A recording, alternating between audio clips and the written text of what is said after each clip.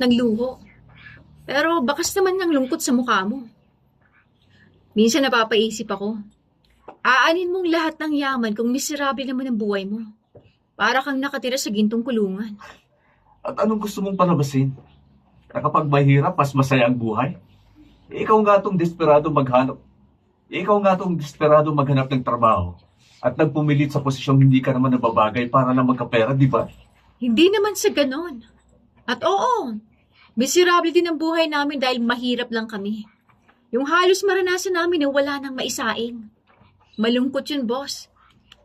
Pero alam mo kung anong nakakamangha? Nagagawa pa rin naming tumawa kahit sa gitna ng hirap. At yun ang napansin kong wala sa inyong mayayaman. Di nyo ramdam ang totoong kasiyahan kasi puro na lang kayo trabaho at pera. Di nyo malang ba naisip na ngumiti? Kahit sa mga katrabaho nyo man lang? Huwag mo akong sisermonan sa ganyang mga bagay. Hindi mo ako kilala, Rio. Kung anong klaseng buhay ang meron ka, huwag mong ikumpara sa akin dahil magkaiba tayo. Now, finish your work and get out. Boss! Rio, ano ba? Anong ginagawa mo? Diyan lang kayo, boss. Huwag kayong gagalaw. Shield nyo ako. Are you out of your mind? Bitiwan mo ako. Nakakaya. Pinagtitinginan tayo ng mga tao. May pumutok lang na gulong eh. Ah? Gulong lang po ba yun? Akala ko po baril eh. Sorry po, boss. Masyado lang akong alerto. You're weird. Hindi ka ba nasabihin ni Adam na bawal akong hawakan? Arte mo naman. Huwag kang mag-alala. Wala naman ako nakakahawang sakit sa balat. Next time, wag mo nang ulitin yan ah. Ayokong may dumitikit sa akin ng ganyan, lalo na sa gitna ng kalsada. Grabe naman kayo, boss. Paano kung totoo palang banta yun? Paano kung matamaan kayo ng ligaw na bala? Ay di patay kayo nun. Mas mabuti nang akong tamaan kaysa ikaw. At bakit?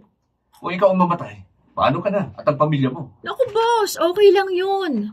Basta ba kapag namatay ako sa pagliligtas sa inyo, bibigyan nyo ng malaking perang pamilya ko, ha? Kabayaran sa pagiging bayani ko. At least, magiging mayaman sila habang ako'y nasa kabilang buhay na.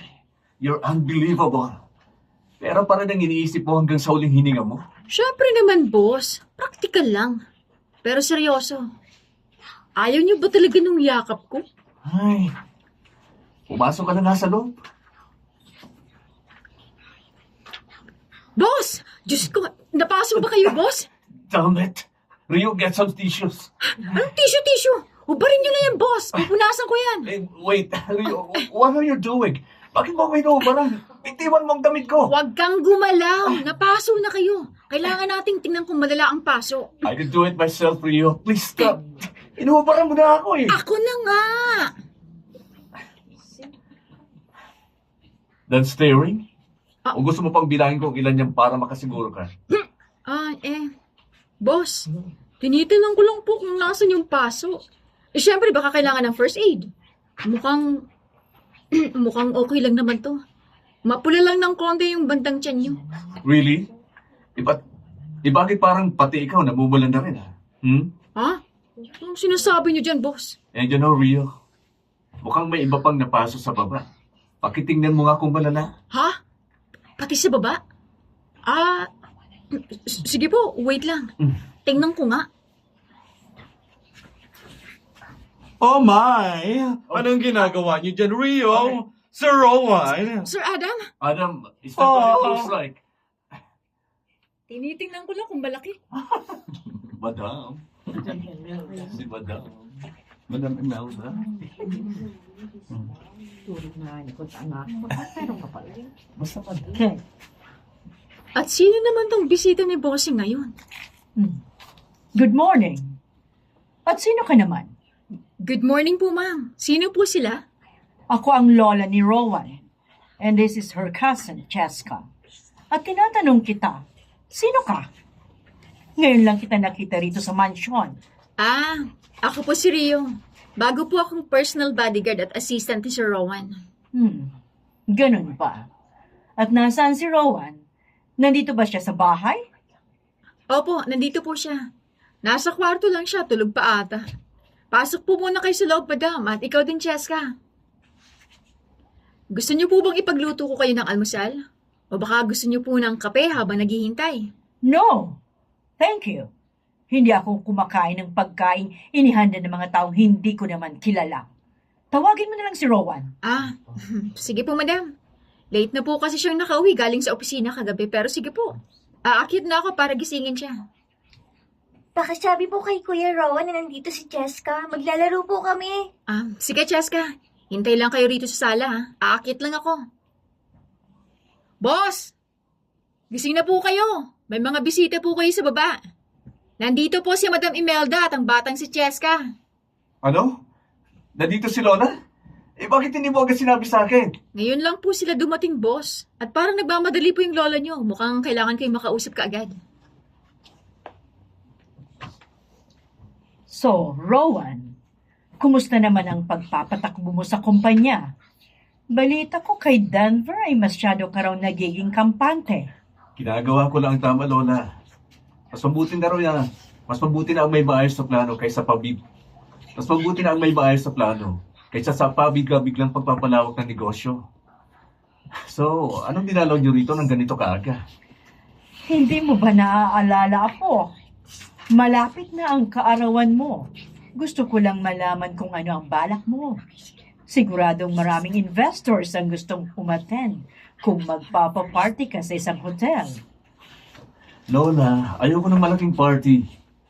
Simple lang ang gusto ko. Siguro ay dito na lang sa bahay o isang maliit na dinner. Ayoko mag-aksaya ng oras sa mga taong business lang ang habol sa akin. Kuya Rowan, gusto ko pong pumunta sa mall. Pwede pa ba tayong lumabas ngayon, please? Good idea, Apo. Mag-mall na lang tayo mamaya. Matagal-tagal na rin nung huli tayong lumabas na magkakasama. Ay, sige na nga. Hindi ko naman matatanggal ang paborito kong pinsan. Sandali lang pala, ha? May kukunin ako sa kusina. Rio, Yes, boss. Ano po yan? maganda ka mamaya. Sasama ka sa amin sa mall. Kailangan ko ng tulong mo para bantayan si Jessica at alalayan si Lola. Sige po, boss. Anong oras po palang alis natin? Mga 2 p.m. Okay, copy. At may gusto lang pala akong sabihin. Oh, ano po yun? Isang paalala lang, ha? Gusto kong umayos ka sa harap ng lola ko. Paano umayos, boss? Sa pananamit po ba? Hindi. Sa pananalita mo. Kailangan mong manahimik dahil hindi mo magugustuhan ang kabilang dila ni Lola. Sige po. Kaya ko namang magpakanaan siya lang buong araw. Okay, mabuti. Mas mabuting dalasan mo pa ang pananahimik na yan. Wait, boss. Matanong ko lang po. Narinig ko malapit na raw ang birthday nyo. Totoo ba? Oo, pero wag mo na yung alalahanin. And again, zip your mouth. Sige na nga. Nonchalant muna ako today.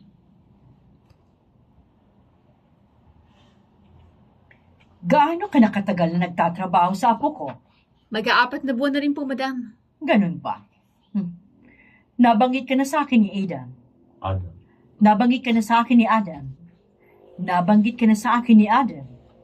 Pero gusto kong maging frank ka. Hindi ko gusto ang ideya na nakatira ka sa iisang mansion kasama si Rowan. Po? Bakit naman po? Nagtatrabaho lang naman po ako ng maayos. Si Sir Adam po nag-utos na doon ako tumira. Si Sir Adam po nag-utos na doon ako tumira para mas mabantayan ko po si Sir Rowan. Huwag mong gamiting dahilan si Adam. Huwag mong gamiting dahilan si Adam. Payong matanda lang, ha? Huwag kang maging masyadong malapit sa apo ko. Hindi ko matatanggap ang isang dukha na gaya mo sa circle namin kahit pa empleyado ka lang. Madam, sa tingin ko po'y lumalampas na kayo.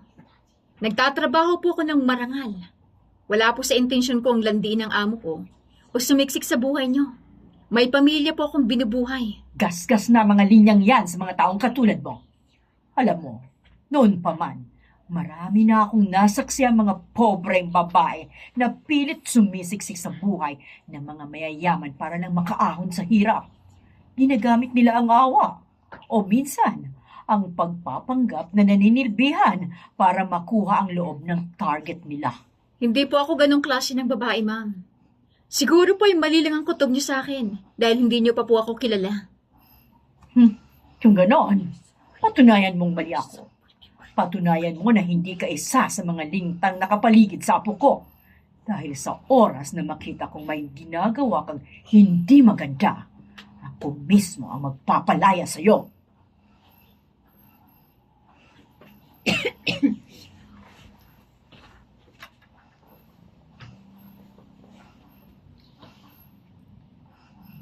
Ate Rio? Ate Rio, halika na. Haligo na tayo sa swimming pool. Naku, Cheska, baka bawal kang mag-swimming na mag-isa. Sinabi pa naman ng lola mo na mag-behave ka lang habang wala siya. Eh di samahan mo ako para hindi ako mag-isa. Pero busy ako, Cheska. Marami pa akong aasikasuhing trabaho para kay Kuya Rowan mo. Ay, bakit ba lahat na lang kayo busy? Nakakatampo na kayo. Ang bilis mo naman magtampo. Sige na nga. Pagbibigyan na kita, basta sandali lang tayo ha. Kailangan natin mag-ingat. Yay! Promise, sandali lang talaga.